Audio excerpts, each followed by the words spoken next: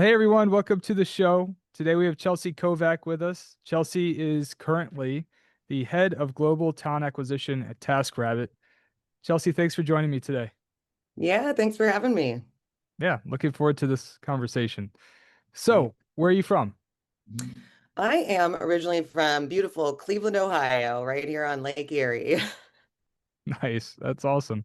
So, on Lake Erie, is that a very populated area or is that less so? Well, it's not exactly. A lot of my friends would be like, "Oh, you're from Ohio, you're from Cleveland," and be like, "Isn't that a flyover state?" I'm like, "Have you ever been? Because Lake Erie's beautiful. Ask LeBron James." But we live actually right by the beach, and most people are just shocked that we even have a beach in Cleveland because Lake Erie's huge. So on the other side, you've got Canada. You can't see it, but feels like an ocean in the summertime. I need to review my I need to take a look at a map sometime soon because I was not honestly I'm a little embarrassed that I'm surprised. So you're saying Canada's on the other side of the lake? Yep. What? Okay. Oh yeah. Cool. I All right. know. The Great Lakes are huge. It's wild, but we love when we finally get nice weather and can actually like take our dogs to the lake. They love to go swimming and everything. It's beautiful in the summertime, but Awesome. Cleveland winters, not so much. No? Yeah. Not exactly. So what were you like as a kid?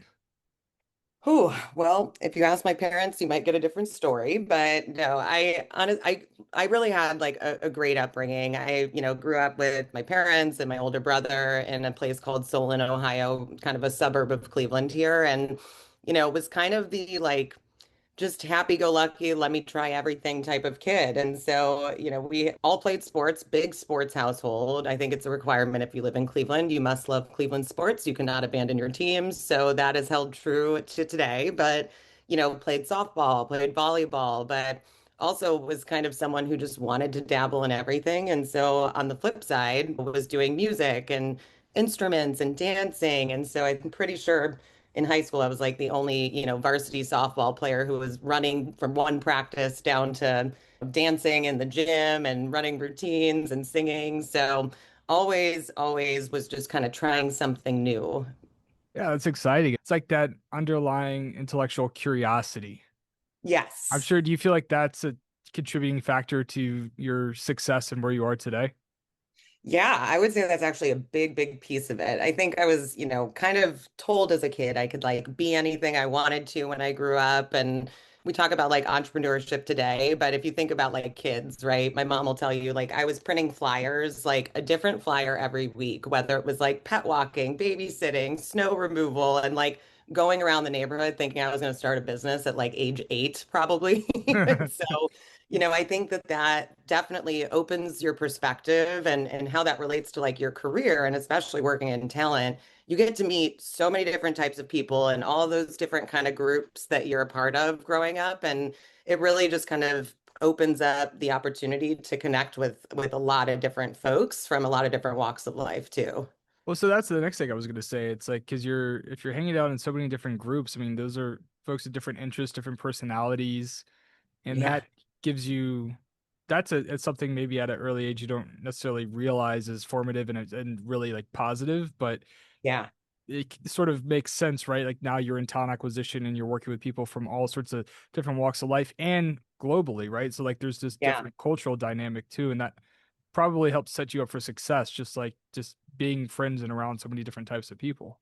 Definitely. Yeah, it's really interesting because, like, you even think about when you meet a new hiring manager, you start a new job, or you're talking to a new candidate, like having such a broad set of experiences just allows you that opportunity to be like, oh, yeah, I know something about that, or I know a lot about this. And Yeah. I think it just builds really strong relationships and allows someone to be really adaptable, which, as we both know, especially working in like startups, high growth companies, staying adaptable to any situation, any conversation, any person is so necessary to success.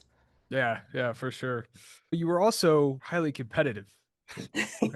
And it sounds like at times with your brother, right? You have an older brother, if I'm not mistaken? Yeah, so my brother's 3 years older than me, and it was always a competition. I could tell you stories for days about it, but even from like the sports lens, like especially having older siblings, I always had like my older brother, my older cousins, my older friends in the neighborhood, and so I felt like I was always trying to keep up and like prove myself. And there's a lot of really famous photos in our family, but my favorite one was on my 13th birthday.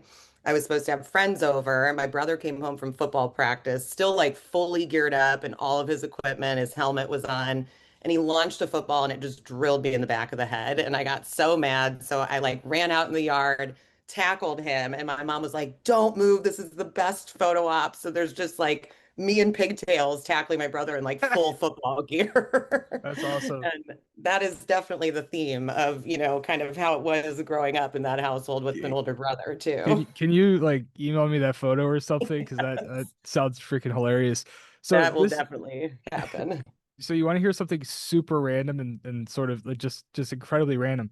So Always. on the episode that we literally just produced yesterday, we had Jessica Wheeler on the show, and Yeah. Jessica was head of TA over at Hulu, Activision, and now Take-Two, which like runs a few record labels. Yeah. And she was talking about the company that she worked for before Hulu, and the chief people officer she reported into threw a bagel at her head. I'm not kidding. You can't make this shit up. And so it's just funny because like now too, this is obviously a lot more innocent and like more Totally. appropriate. Like, but it's just funny because we have two episodes in a row where somebody's been hit in the head with some kind of Yes. object that you should not be Yeah. hit in the head with, ideally. Yeah. You got to have, thick skin and a thick skull, I guess, Yeah. to work in talent. I guess so. Like, I hope this isn't a common theme. We start to see it more like cross more talent leaders. Like, yeah, I got hit in Exactly. the Yeah. head. Oh, that's Oh, funny. that Yeah, is too funny. yeah. So like one of the themes that we talked about in terms of just how you see yourself in terms of your identity growing up is like sort of this like jack of all trades, right? Yeah. And that continued, right? Like as you went into college, right?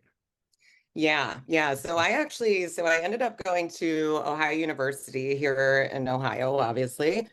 Good old Athens, Ohio. I remember people would be like, Ohio State? And I'd be like, no. And they'd be like, Miami of Ohio? No, we're the Bobcats. We're the party school, not the football school or the really good school on the other side. But but we did have something really special at Ohio University. And to backtrack a little bit, I always thought I would end up in sales actually. And so my dad was a VP of sales for a Fortune 500 company and just had a really stellar career in kind of more like, older industries like HVAC, energy services. And so by the time I got to OU, I really, kind of looked for ways to hone my sales skills, but it wasn't exactly something that was being taught in school. And so luckily, we had the Ralph and Lucy Shea Sales Center at Ohio University, and it was very competitive. You had to like interview to get in and everything. And I'm pretty sure you couldn't even apply as like a freshman because it was very limited. So once I got in my sophomore year, then leveled up to like the vice president on the student council by junior year, president by senior year of college. And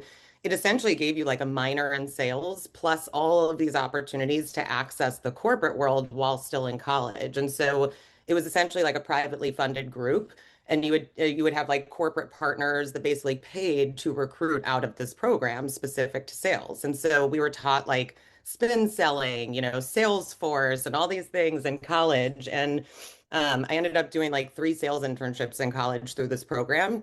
The last one between my junior senior year brought me out to San Francisco, and that's actually what started my career in software sales out in San Francisco after college too. And so I went to college like undecided on my major, ended up doing like, organizational communications, business minor, but the sales program really defined a lot for me and opened so many doors to like mentors who really helped coach me along the way.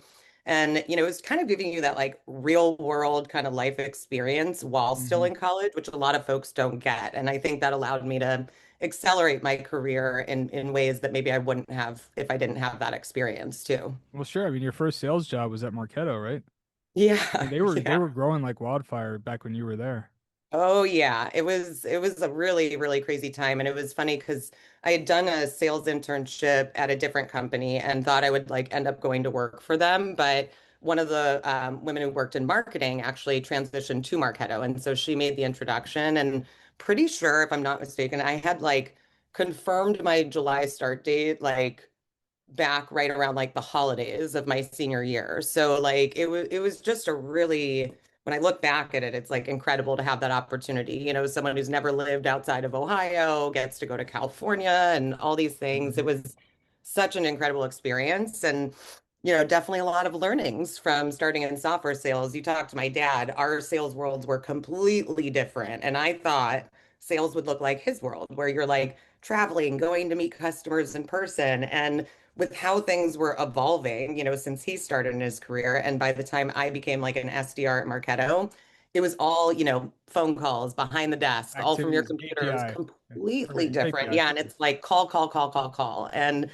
I guess, you could call me a little bit of a challenger too, where I remember one example from my SDR days was like I had a client and they're like, "Why do I need to speak to an account executive?" And I was like, "It's part of our process," but I didn't agree with that process because I could go deeper with them at that point based on my experience. And I'll never forget it because I was like, well, why can't I just get promoted to account executive? I don't understand. And I was like 6 months into my career. I was like, Right. if I'm already doing it. Yeah, well, that's I mean that's I don't know that's I think very common for folks when I was starting out. When we everybody starts out. I mean I have a very junior GTM staff we'll talk about later, but it was funny after Yeah, like 3 months here, everybody's like, "When are we getting promoted?" Like exactly. you've been here like 80 hours, I know. like literally just relax. Um, Yeah. but yeah, it's funny. So I started off as an SDR too. I started Yeah. off at Kforce, like publicly traded Oh, staffing, yeah, yeah, yeah.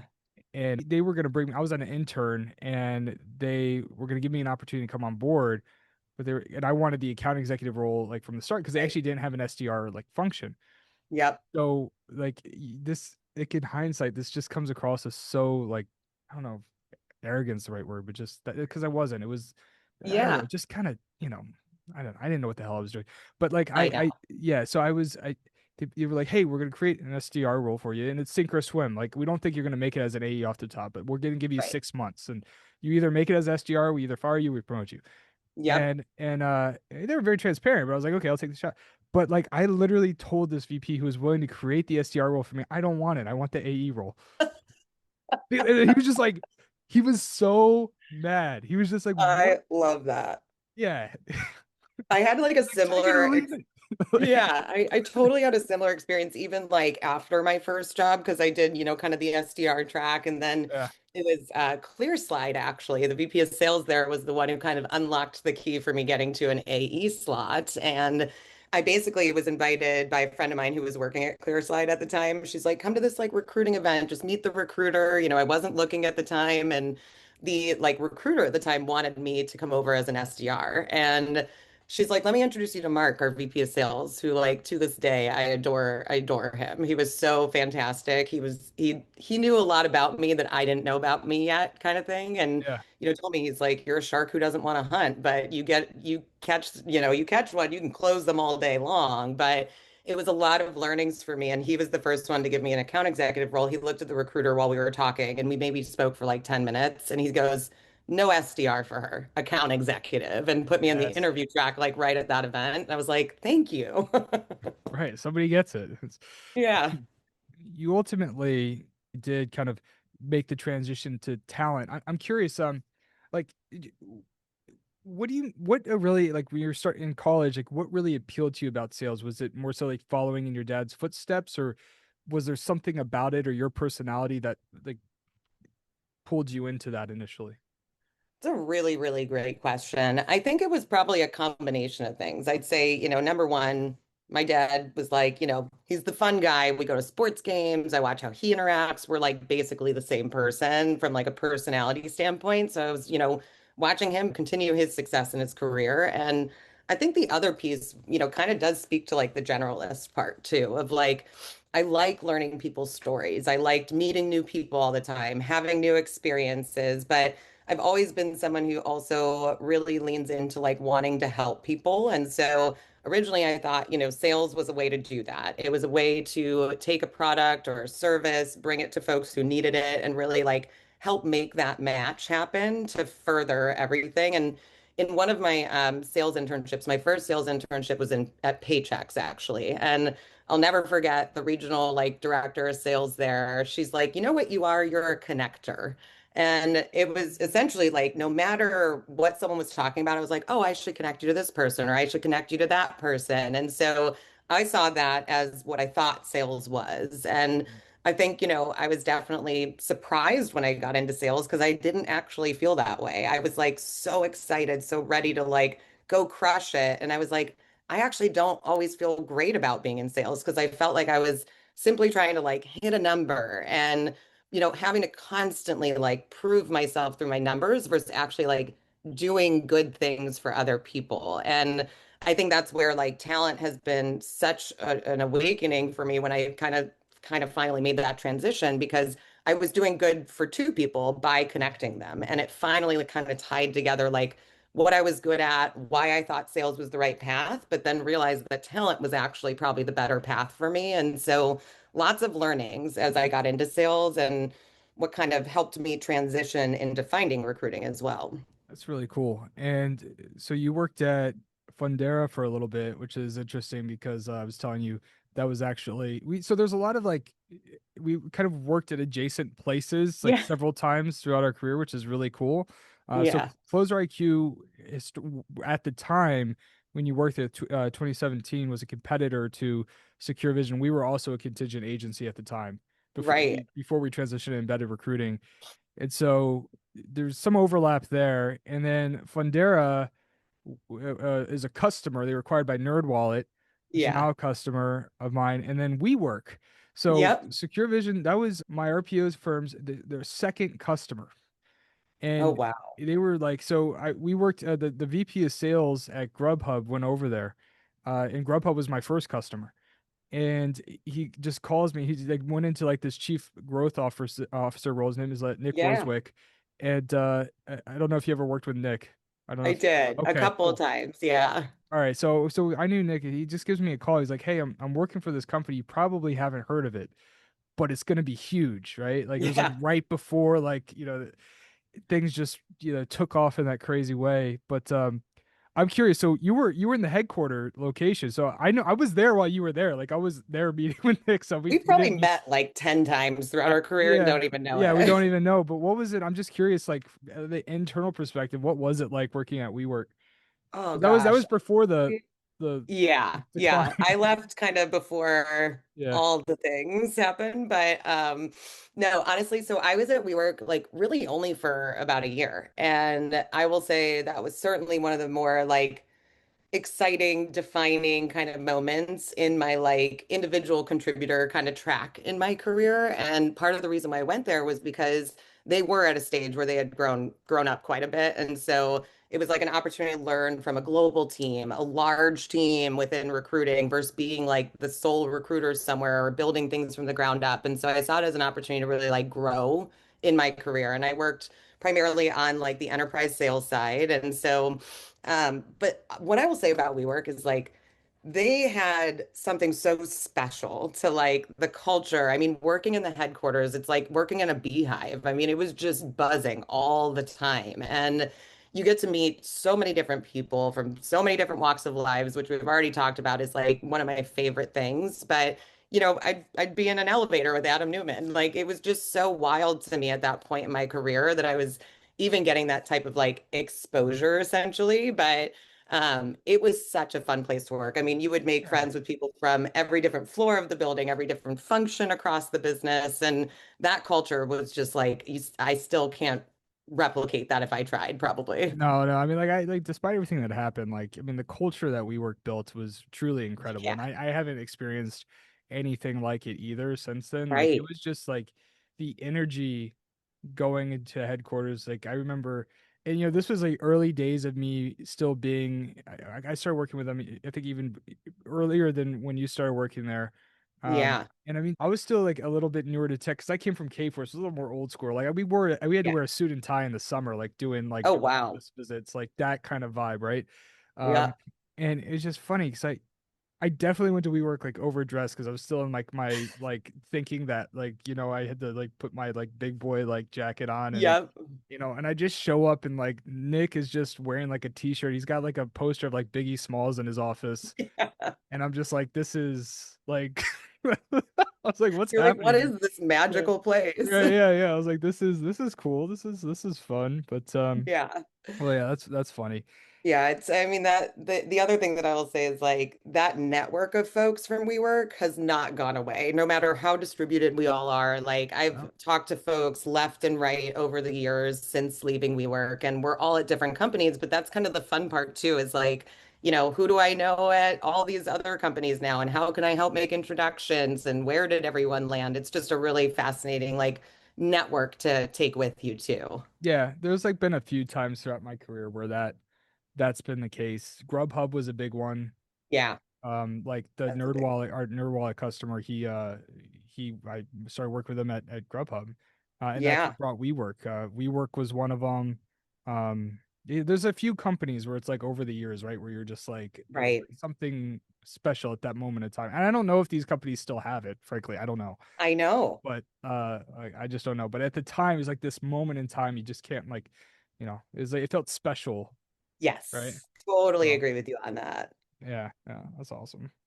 Well, so like, another theme here is like you talk a lot about, it's like okay, jack of all trades, being the connector, and also taking pretty big risks in your career, right? I mean, you made a pivot going from sales into talent acquisition.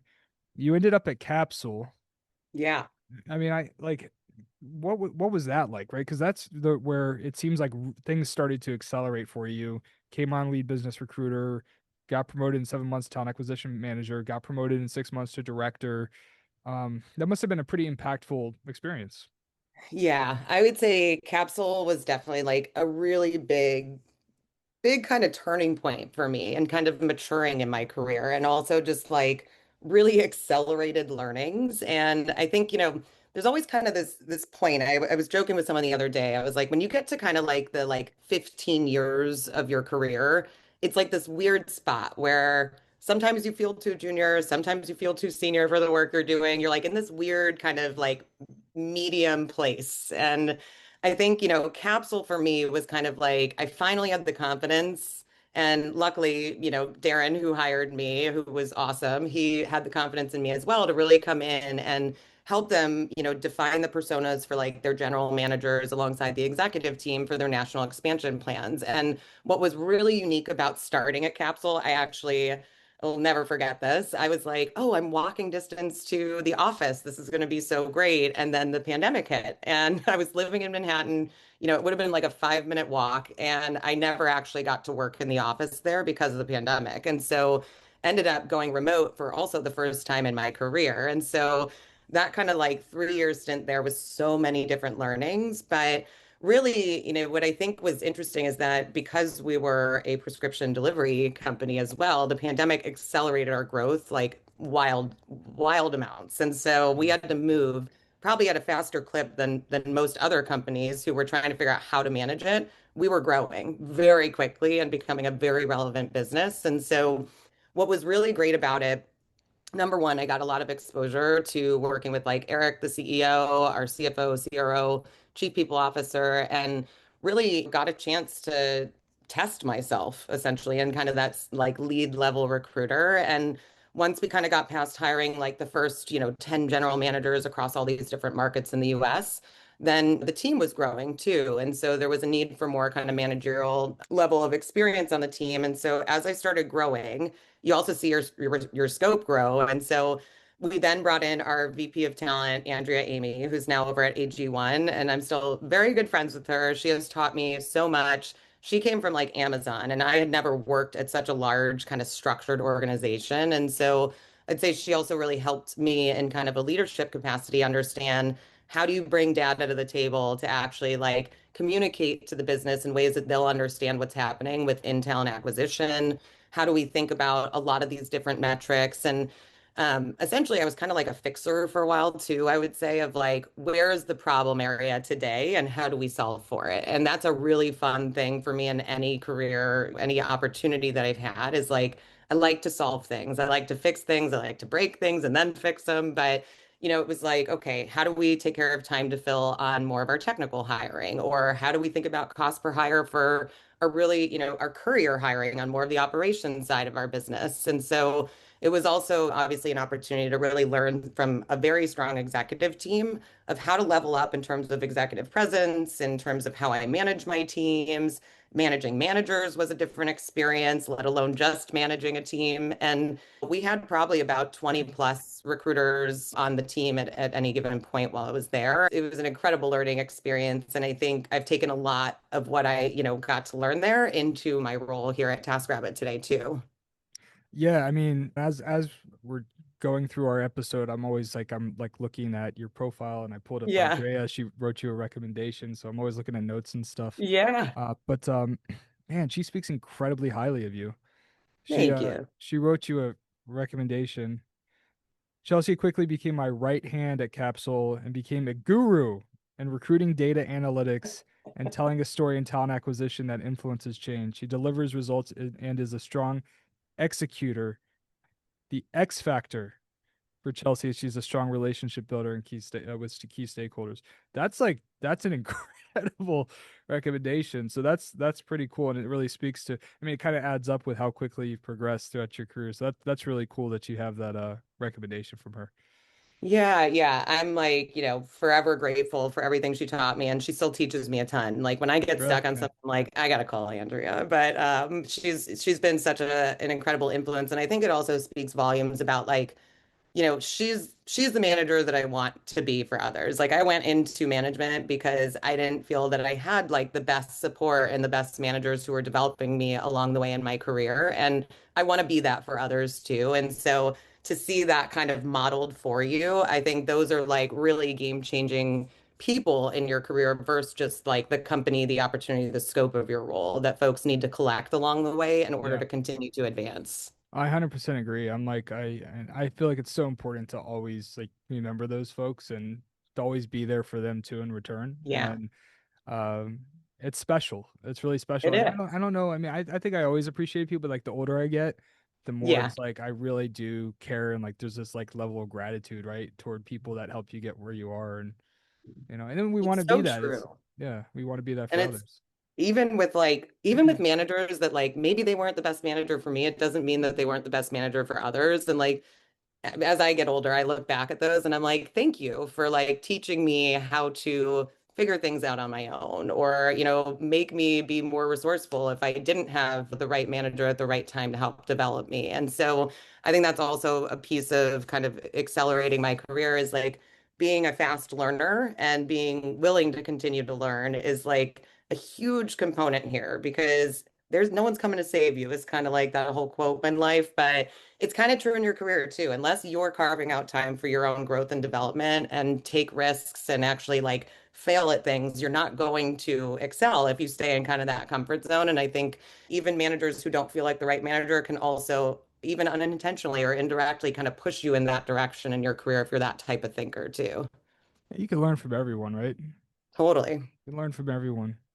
And it's like even from a someone who's maybe not a great manager, even if they're a bad manager, it's like you can learn what not to do, but you can also Yes, learn some stuff to do. They probably did something right. Like some everybody totally. knows like has a strength, maybe some Yes. more than others, but like there's always things like when you're really reflective, if you're open to learning, right? I think that like so this right here is probably the most common trait amongst the folks on the show is intellectual curiosity Yeah. a strong desire to learn. It's like a magnet is pulling them toward absorbing new information, is the Yeah. best way I could put it. They're not, believe it or not, and I've had a lot of executives on the show, they're not arrogant people. They're curious people who are open to feedback, willing to fail, and willing to do what it takes to level up. Like there's Yeah. this openness to whatever it takes. I want to be the best version of myself, right? Um, 100%. that's probably the one underlying theme ever after like interviewing a couple hundred people on this show. Like Yeah, that's the yeah, common theme. totally agree. Yeah. It's definitely, continuing to learn and it's hard to find the time, honestly. Like, I'll Yeah. find myself at like 7, 8 p.m. just like toying around on my laptop trying to figure something out, right? And like you've got to have that motivation too. And it's also it's interesting because we have conversations sometimes with like our HR team as well. And like sometimes you do want the folks who are just kind of like good where they're at, but you need to have like a blend of others in the room as well. And I don't know if that's an unpopular opinion or a popular opinion, but sometimes you just need folks who are going to do the work of the role. But I think if you want to be in like, leadership roles, if you're not pushing the limit, trying to stay on top of trends, trying to learn AI, do all these things, you will fall behind. And so it's a lot of work, but it's worth it, is the thing. I agree. I think you need both to that point. Like you need folks that they've kind of identified what they're good at and they Yeah. just there's different types of people. Like there's some people it's like they're going to learn something, they're going to find what they're good at, and they're just going to execute on that for many years. And they're going to Yep. continue to get better. But then there's the type of people where it's like I feel like I'm either moving forward or backward. I can't like Right. I would fail straight up and probably even a junior to mid-level position if I was doing the same thing consistently. I just can't psychologically stay engaged and Yeah. it's very challenge and because immediately I would start trying to solve things and optimize and scale and just it Yes. would not it would it's very very challenging for me to like stay in place like So with you on that. And I think that's the other thing is like every role that I've taken in my career had something that I hadn't done before. And that was yeah like the exciting piece of making those moves was like, well, I believe I can do it. So let's try it. yeah for sure I think yeah another way to look at what you said is like sometimes when we're hiring, it's like we want people who have done 100% of the job, depending on the Yeah. role. Sometimes we want people who've done 70% of the job, right? Like, I don't Yeah. want a CFO who's only done 70% of the job personally. Right. Like, I want, like I want them to know all of this stuff. But, for a lot of people, it's like, okay, I want the 70% is the foundation, the 30% is, why they're taking the job. Yeah, Like, totally. Yeah, it is really interesting. It's interesting conversation when you try and say that to hiring managers about their own roles, but we get it. I'm just yeah. kidding. Yeah, it's definitely not everybody gets it, but I think it's like why maybe they don't get it is that there's so much nuance and hiring is so situational and it's hard to have these like hard and fast rules of Totally. this is always and in every company it's going to be different in different stages of growth of companies it's going to be different. Like there has to be this like constant like recalibration. I feel like 100%. you know, Yeah, it's part of been the really learning part. interesting. It's been really interesting to try and change some of those like, philosophies and how we operate within a business and everything and really help, teams understand that as well of like, what does great look like in an interview versus what does great look like if they've been here for 6 months and like where are those gaps? I think one theme that I talk to a lot about depending on like the level of hire is a lot of folks have kind of like the same process everywhere, but it's definitely an interesting lens when you're like talking about coachability. This is like something that's very hard for folks to measure. And that's something I've been leaning in a lot with teams is like, how coachable is this person versus have they done 100% of what you're actually looking for them to do? And how does that kind of differentiate like one candidate from the next too? And so there's a lot of these like softer skills that I think a lot of teams forget to like test for in that regard of how quickly can this person learn and adapt versus like, are they just going to come in here and do the work that we need them to do? How do you push teams to think differently in terms of the hiring philosophy, like in application, right? When you're working with different leaders across TaskRabbit or any of the other Yeah. organizations you've worked for. Yeah, I think, there's kind of a saying that I have with my team. I joke it goes back to like preschool and first grade when it's like the show don't tell part of your class where you like bring something, you have to like describe it. It's a really interesting philosophy that I use, but essentially what it means in the world of talent and our hiring managers is that right now we focus a lot on our data because if we can actually, bring data to the table, you really can't refute data. But what we do on top of that is layer in kind of the storytelling portion to essentially position the data in a way that influences change with the hiring team. So, an example of that would be like we had a role recently and we had like six folks get to like this coding exercise and everyone was failing. And so when you have to like diagnose that problem, you're looking at pass-through rates, but then you've got to kind of pair like, the actual like qualitative and quantitative data to come back to a team and say, let's diagnose the problem together. Here's what we're seeing. Here's your options that we could kind of try to tweak this process to move faster. And I think the use of like data and storytelling with hiring teams is what actually makes it click for them versus like, just telling them like, hey, why aren't we getting these folks through? Or what's the problem with the coding exercise? You can't just point to one thing without having the data to support it. And so that's something that we've been really actively working to kind of pull on those strings with the data first, come back to the teams and try and influence it with the storytelling on top of it because, you know, most folks don't know what like a recruiter's doing every single day, day in, day out. They don't like sit with us. They don't know how many calls we're on per day. They don't know the back and forth with candidates. And so we have to use the information that's kind of going to make sense to the business versus using only like talent acquisition data or, our ways of thinking about it, talking about it, and our own intuition. We know that, but the business doesn't know that. So we've got to really position it in a way that they'll understand it to actually drive change in a process or, a profile or whatever. Yeah, I was actually just talking with one of my recruiters in the RPO business who's having trouble with a customer. He did the math and he was like, I'm spending all of this time. Well, sorry, we didn't do the math first. I'm spending all this time scheduling. I'm just spending a ton of time scheduling. I don't have time to do anything. I don't feel like I'm not like even a recruiter. I'm Yes. like, okay, well, like, how much time are you spending scheduling like a week? And we did the math and it was like roughly like literally 10 to 15 hours, like nuts, right? Because Yeah. close to 50. I was like, okay, so let's quantify that. What are like what activity metrics, if you weren't doing that, would you be able to hit in terms of like output strategic sourcing and screening relevant talent and and then also like, spending time close to offer and these types of things. It's like, well, all right, so ideally I'd be doing XYZ numbers. And it's like, okay, so like roughly 40% of your time is going towards scheduling. So that means that what your activity metrics, I'm assuming, are roughly 40% less. He's like, well, yeah, I'm trying to make up for it and do more, but yeah, essentially I'm sending out like Yeah. roughly 25-30% fewer messages, and I'm not as high as respond. I just don't. It's like hard for me to be as responsive, and so it's like, okay. And then by cutting down on those messages and your screens, how much do you feel like that's probably impacting our time to fill? Yeah.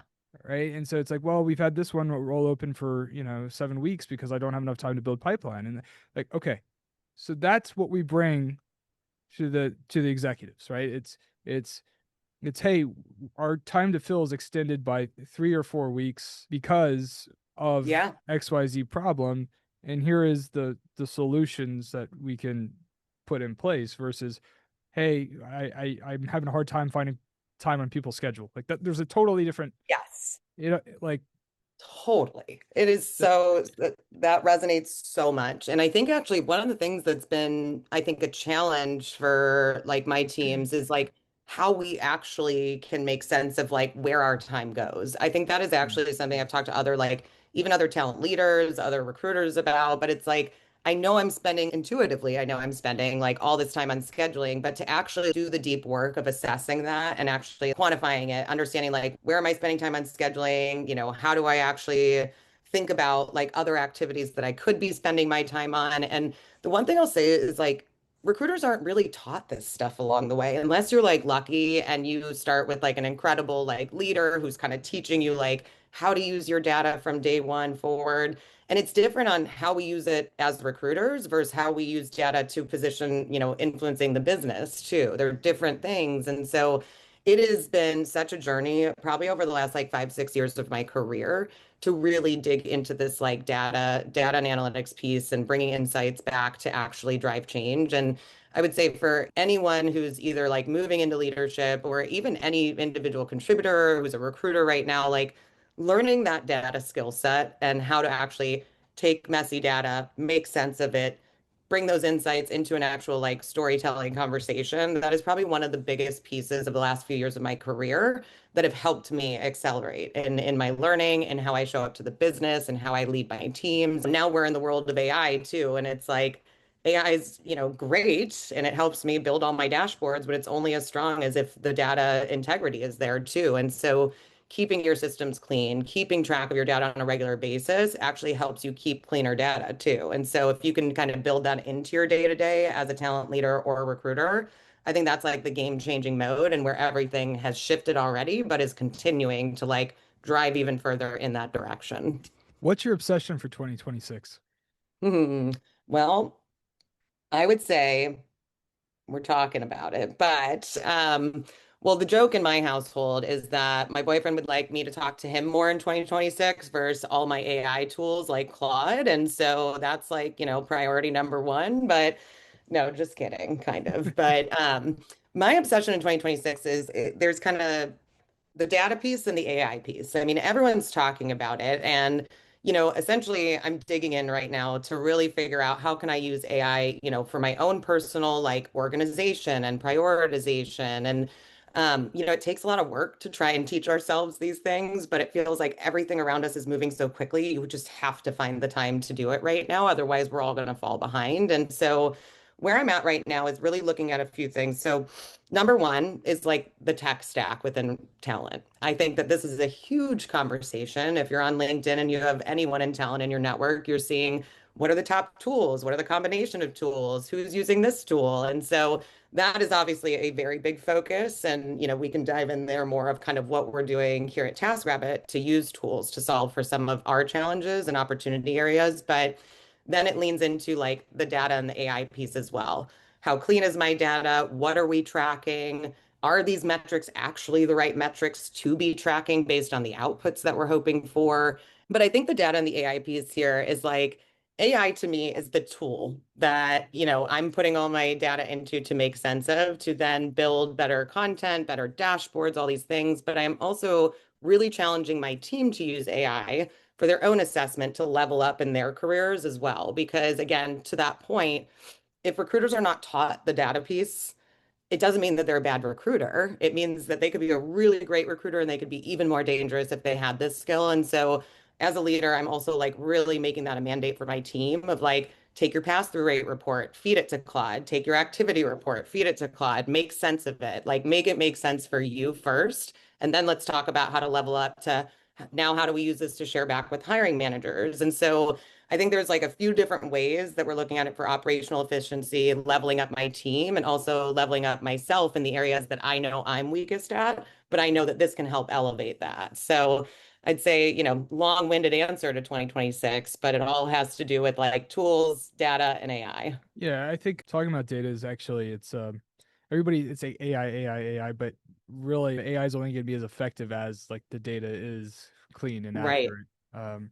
So that's how I see it. Just in my head, the way that I think about 2026 is how to orchestrate human data and AI appropriately to drive hiring outcomes. And then from a marketing lens, I took out the word data and I mean, because it's people just want to hear AI. So but I know. really it's like in my head, I'm thinking human data, AI, optimizing those three motions. You really can't have one work without the others. Yeah. And so I do actually think about it in those three pillars. It's just for me, it just helps me make sense of it. Yeah. Uh, so let's talk about tooling a little bit. For those tuning in, Chelsea and I are actually going to be working together at TaskRabbit. My startup June does AI screening and interviewing, and we're going to be working with TaskRabbit to help alleviate the top of funnel bottleneck from inbound applications. So I'm curious, and actually I don't know this, is June the first AI solution you're incorporating into your tech stack, or what use cases have you used thus far? Yeah, yeah, great question. So it is. You're the first one, and we're super excited about it because essentially we've gone through this period of time where, and I think a lot of talent teams, where we are operating with a very, very lean function right now to support all hiring globally across the business. And, that varies from hiring like head of type of talent within your tech functions all the way to like, remote customer support in Poland. And so when we kind of looked at things, we really had to assess which buckets were actually causing the bottleneck for our team. And I think this is probably a common theme for a lot of folks, but we're still operating with really high volume of applicants across our roles. And I think especially for a brand like TaskRabbit that folks already know, when folks see a role pop up, they are just like submitting their resumes left and right. And it's interesting because now we're also dealing with AI on the candidate side where we are very clearly seeing some of that influx of resumes because all these AI bots that are applying on behalf of candidates. And so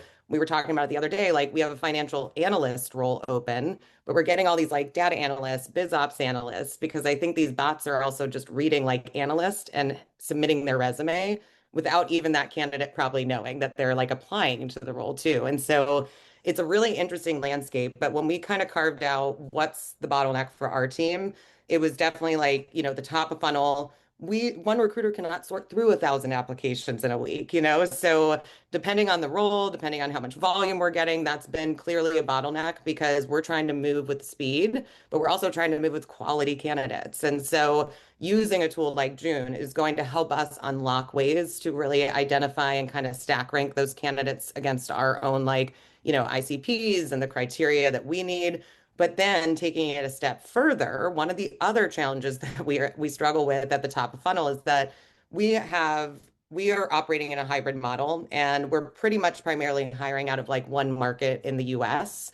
And so when that happens, we have so many applicants that say on the application question, yes, I'm in this location. Yes, I can be in office. But then we look and they're actually like in Texas or in Arizona. And so my team is now kind of we found out that we're burning time on applicants that either don't meet the criteria, even things like visa sponsorship and work authorization. Like it's a yes or no kind of question, right? And so that doesn't really filter it down.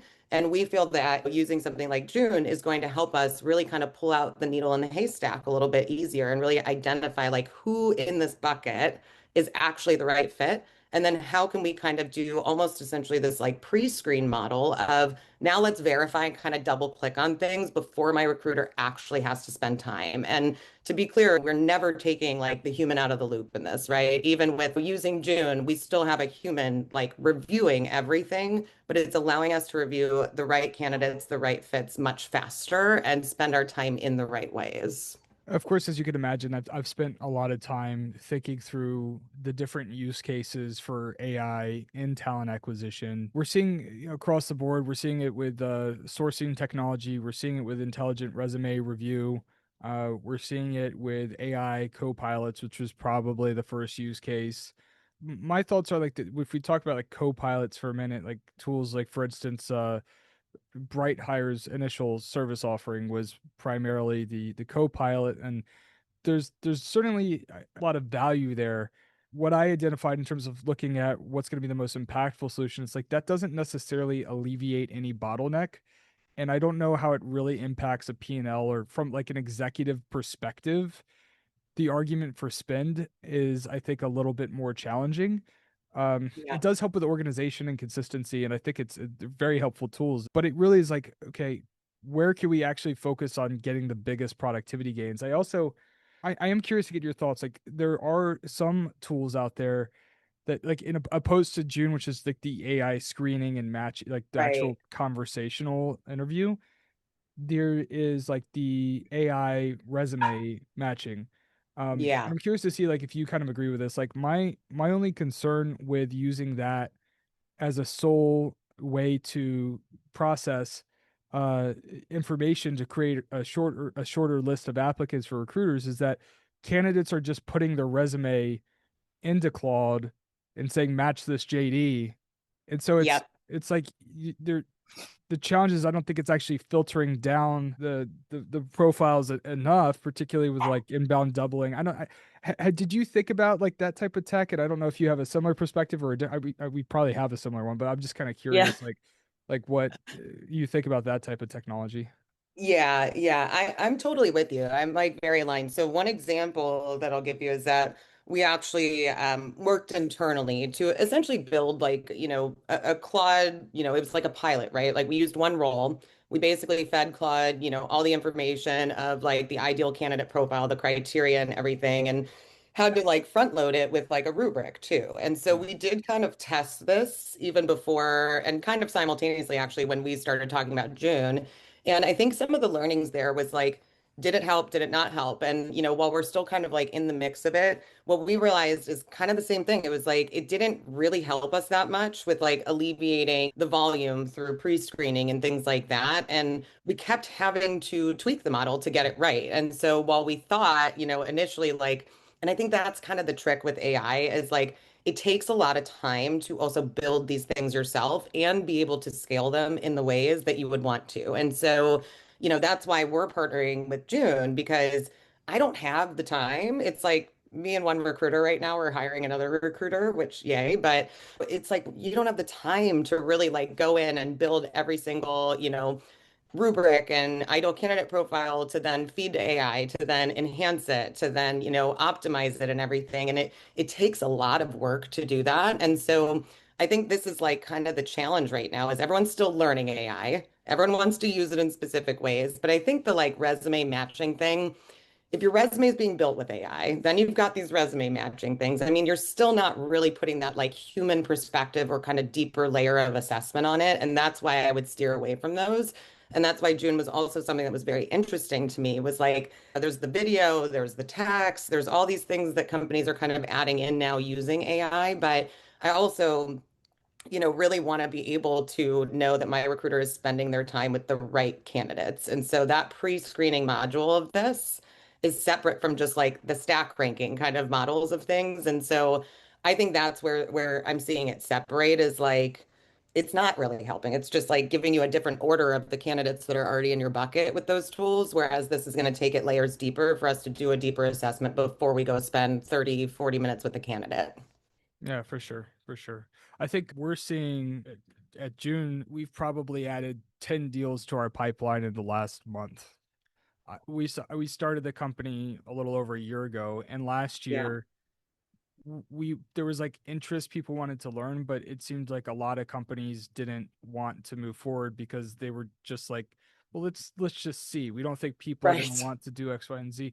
And now like it seems like out of nowhere it's like everybody is kind of in alignment of like we need this. Like this is sort of becoming table stakes. And one of the weirdest, honestly, this actually surprised me. um, like straight up, like, and it's not just June, but in this type of technology across the board, like candidate reviews for AI screening is actually often like a 4.5 out of 5 star. Maybe not Mm. last year, but it's Yeah. actually like high. In like in hindsight, it sort of makes sense to me because like the way that I view it is if I'm a buyer and I go on like a website, right? And there's like one website where I fill out a crappy form and nobody gets back to me for like a Yeah. week. And there's another Yeah. website that has like a really intelligent AI that's answering all my questions immediately. Like Right. clearly that's a better buying experience. Hmm. But it's for whatever reason, like it wasn't, and we obviously made a bet. We didn't know for sure if this was, but like it wasn't necessarily as intuitive to a lot of folks a year ago that this was going to be the thing. Everybody was like focused Right. Copilot, Copilot, Copilot. But it's Yeah. like now it's like, well, actually, what's driving ROI and removing bottlenecks, you know? So it's just interesting to see Totally. the evolution of like thought process behind it.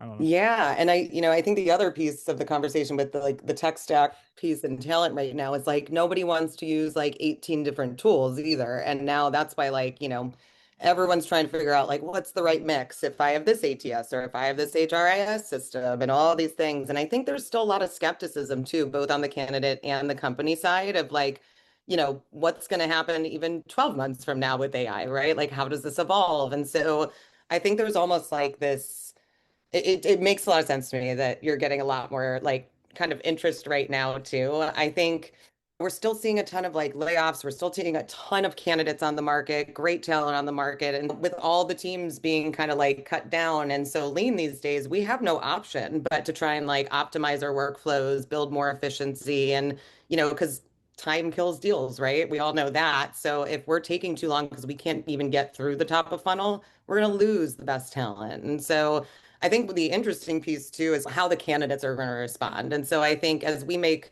this move to use this model, it's even more important now for us to really think about like what our candidate surveys are asking to ensure that we're also monitoring like how is our brand showing up using something that is an AI, powered tool to make sure that we're not losing that consistency either. And I think that's why being able to kind of like customize things, have access to work with you directly, like that to me was kind of where like June also pulled ahead. a really large tool where it's like hard to even get in touch with like customer success or things like that. And I think that's why right now we're also seeing a ton of new tools pop up left and right too. Is like there's an opportunity to get in the door now and kind of figure out what the market's telling us too. And that to me as a customer, I think means a lot to be able to help like influence that, share feedback, work in partnership with a company that's building something versus just like the plug and play kind of tools that are already out there. I want to take a moment to pivot and discuss something else that you brought up in the prep, where it's I think one of your hiring philosophies of generalist profiles versus specialists. And I think maybe Yes. the roots of this philosophy comes from you being a jack of all trade. Yeah. But can you talk to us about like why often you feel like, not, I don't know how often, but there are times in which you think the specialist profile isn't actually the way to go, and to go with a generalist candidate, and walk us through that mindset or thought Yeah, process. absolutely. So I think it's actually more important than ever to consider generalists over specialists. And I have some reasons why. You're definitely right. I'm sure a lot of it pertains to my own background. And I think that there's a couple key factors in like why generalists work in my mind. Number one, I do come from like the high growth startups, but I think even like larger kind of, older companies that have been around also have a need for this generalist profile. And the reason is that we kind of spoke about it a little bit already, but the adaptability, the ability to learn quickly, the also just the business acumen of someone who's been a generalist. They understand the business more holistically in my mind than a specialist does. And so there are times when you need a specialist in certain ways. And a lot of times that happens, maybe more so in like a technical capacity. Like I need someone who has this specific experience, and all of that. But the generalist piece to me, especially with where we're at with AI today. If you have someone who can learn quickly, if you have someone who can think about the business more holistically, the types of programs, the type of work, the types of projects that they touch are going to be stronger, in my opinion, than a specialist. And, if you understand how marketing works, and you're talking, to our data team or business intelligence team about hiring for their role, you're already connecting those dots in like a recruiting capacity, right? And so when you go to build an ideal candidate profile or when you go to build the actual interview process, I think folks that have like touched all these different pieces, parts of the business world can make sense of it much faster. They can speak to candidates more eloquently about what their work is actually impacting in an organization. And I think that they're the folks who do not mind rolling up their sleeves, diving into whatever's asked of them. They get excited about like the next challenge. Again, there's definitely times for specialists, but I think with where AI is going, it is also kind of turning the specialist mode like on its head, right? Engineering is now like an example of that, where, what's the difference of an AI engineer versus an engineer, like over here who's maybe dabbling with it but isn't using it in their daily workflows. Like we are seeing the evolution happen in front of us, and the folks who can stay adaptable and move quick as the actual like technology and market and industry is moving, I think those are the people who are going to win and the people who are going to excel in their career as well. I agree. What about junior versus senior talent? Do you have any thoughts on, because that to me is a interesting, it's sort of like a parallel or adjacent, where Yeah. I mean my thought process on this has evolved over the past couple of years, but I'm curious if you have a perspective there. Yeah, I definitely do. I think that actually it's funny because we talk about this a lot as well internally, but I actually have a lot of interest in starting to push organizations that I'm working for to hire more junior talent. And there's a couple reasons why. Number one, like, I'm your typical like millennial, right? Where I was like somewhere caught in between of everything kind of new coming up, we didn't have our cell phones at, such a young age. We didn't have like a lot of the technology that we have today. And so we had to make sense of it and kind of go through that change management process ourselves. Whereas more junior talent has grown up using all of these tools, knowing about these things. Like they are proficient in things that I probably am not anymore, even at like the stage of my career. And so I actually think there's an incredible amount of value in bringing more junior folks into the business, and actually like remembering to learn from them is number one. But I think there's a time and place for when you need more senior talent as well. But I think that things are shifting, and it's interesting to see all the data out there too of like what happens if you stop hiring junior talent, like what happens to your future leaders. And so I think there's got to be a blend, but at the same time, I really think that like more junior talent are going to be the ones that are kind of pushing the limits, introducing new ideas, thinking outside the box more than their leaders even are, because no matter how much we try and continue to push ourselves to learn, we are not the ones who kind of grew up in this world already. And so I have to imagine that there's talent being missed out on when folks are trying to go more, senior, and they're forgetting that like those more junior employees have so much to offer that we don't necessarily have at the tippy top of our minds all the time. About a year ago, it occurred to me that my daughter will not remember life before ChatGPT. Oh my gosh, I didn't even think. I don't have kids, so I'm like, nope, didn't think about that. I just, Yeah, they that is a won't. wild thing The though. kids born, in the past several years, like they're not going to know life before AI. Oh gosh, that's a wild, wild thing. It's insane. It's really crazy to think about. I'm like, I can't even imagine all like the different types of roles that don't exist today that will in like 5 to 10 years too. It's just, it's fascinating. It's really, really fascinating, like how much this is changing things. And I like cannot, it's so hard to keep up with it too, but It is. it's exciting and it's terrifying at the same time.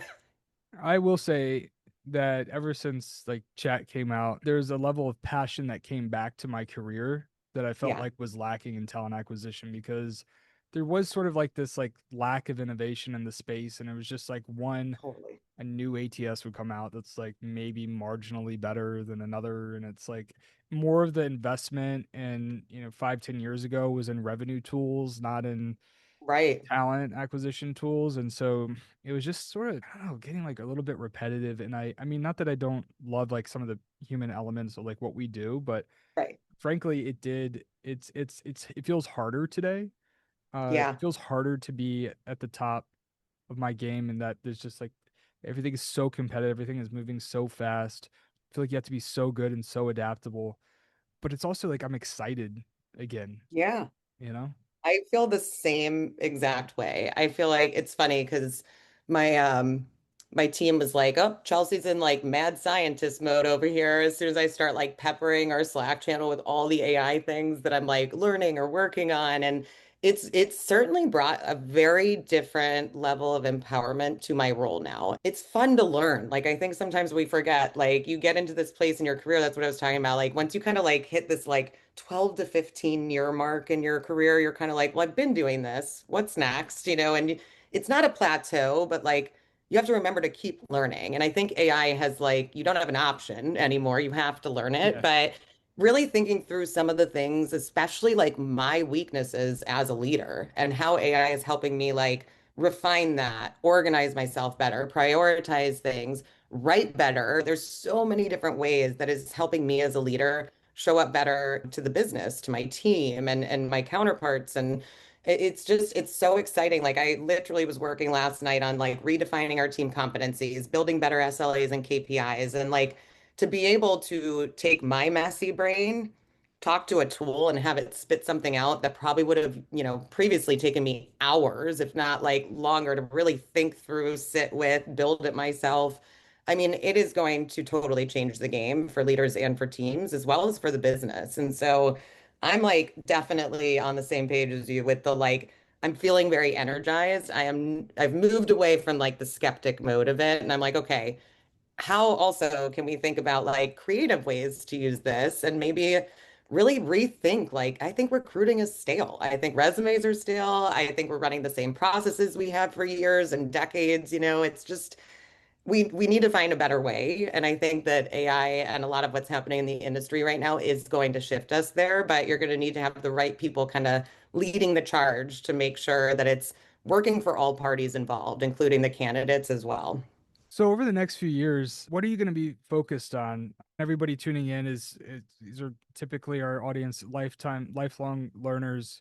I'm Yeah. curious to see like what do you see as like the next best version of yourself, right? That is a great question. I think really where I'm really focused right now, I think when, again, we kind of talk about like the stage of career, I'm very grateful for all the opportunities that have helped me get to where I am today. I think that, I lived in San Francisco for 2 years after college. I lived in Manhattan for 7 years, and that was like a very, very defining part of me as a human being, not just me as a professional, but I think the like personal side and the professional side have to tie together in ways. And I think for the next few years, I'm really focused on what makes me happy outside of work and how do I really optimize that? How do I stay healthy? How do I stay happy? I always speak to the fact that like I'm 35, turning 36. It wasn't until I was 33 that I was like diagnosed with ADHD. And I felt this like pressure in moving up in my roles and I couldn't figure out why I couldn't like break through it. And that was like a really defining moment for me understanding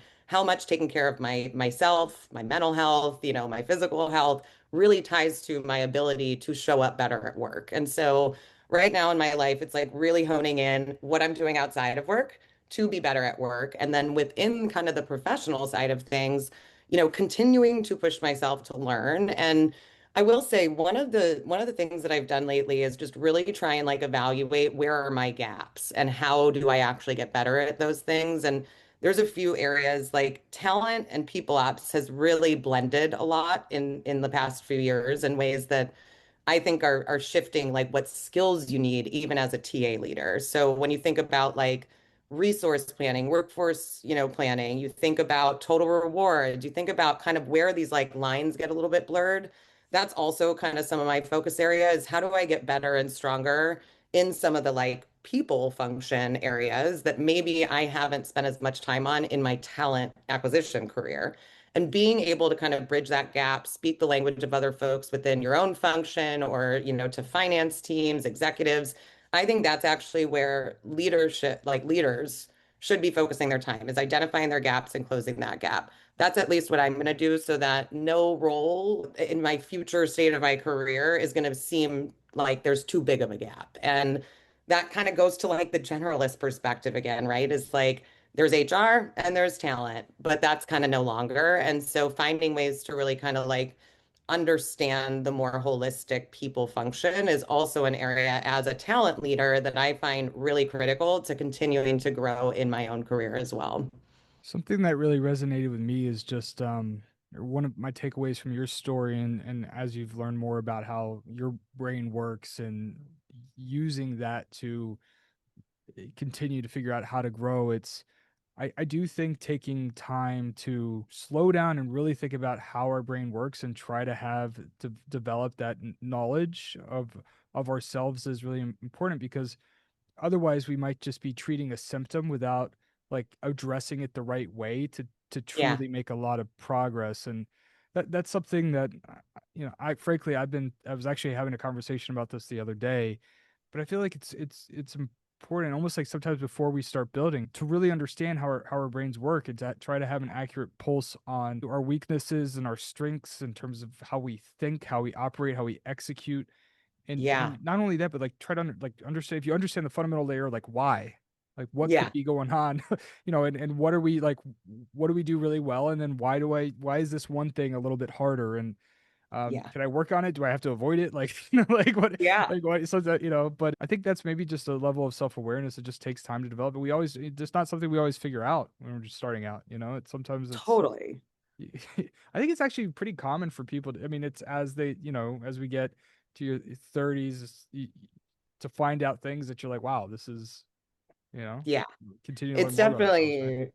definitely, yeah, the self-awareness piece. I think that's probably another like big pillar for me is like I've been through so many different, different teams, different companies, different stages of growth. And like there's so much learning there. But when you spend the time really like on the personal side of understanding how you said, like, how do I work? Why doesn't something work for me like it does for everyone else? And really trying to figure out your own structure. I think a lot of times when you're more junior in your career, you just take the structure that's given to you and you try and make it work. And really the folks who will kind of accelerate their careers much faster are the ones who are going to build those frameworks, build their own ways of working, but understand why they work for them and when it's time to pull that lever versus that one, and when you need to take a step back, when you need to slow down. And oftentimes I say that to my team. I'm like, we need to slow down in order to speed up right now. And let's make sense of it versus just continuing to like hustle and charge forward and do the startup thing. It's like at times you really got to take a step back and say,